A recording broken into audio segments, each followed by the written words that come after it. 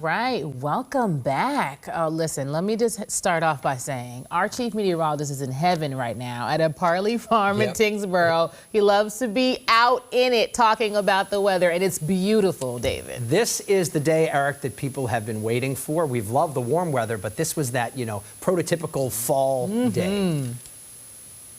Absolutely, 100%. Finally got one. We'll have them for a little while yet before things start to go back and forth on us. We'll have some summer weather returning this weekend. But for tonight, it's all about fall, and it has been a great season so far. I want to bring in a good friend of the program here. We got Mark Parlee, who's co-owner here with his wonderful wife, Ellen. And Mark, how's the season been so far? The apples have been delicious. Yeah, it's good. Yeah, in general, I think it was a couple years ago you said 16 of the last 20 weekends we had rain. That was, and this year it's been much better. It's an outdoor activities, pick your own. So we've had very good weather. Yeah, so it's been a good year. All right, so you're doing the irrigation thing. We've talked about this with strawberries and other crops in the past. Explain it to people again, because it really makes no sense when you try to wrap your head around it. You freeze the flowers to save the flowers. Right. If you look at it this way, if you put an ice cube in your hand, the heat from your hand will melt the ice cube.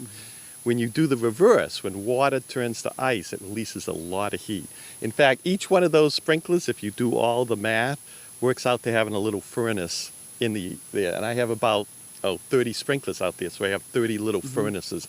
So that water will keep them at 32 and should protect them. Yeah, and you're pretty confident, given the forecast tonight and tomorrow, that Pick Your Own Garden will still be open this weekend? That's what we're heading for. Yes, I've never done overhead irrigation on the flowers before. I was always nervous that ice would form and the stem would break and it'd be a mess.